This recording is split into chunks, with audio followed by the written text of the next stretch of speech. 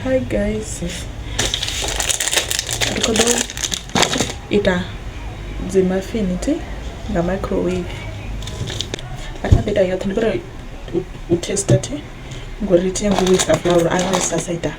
somuzo ndando waste flour ti noshimisa gumani koshimisa leti atina rama tungora na rama koshimisa mapama tu manje and guys Sudah sebenarnya aku dah banyak. Atina nak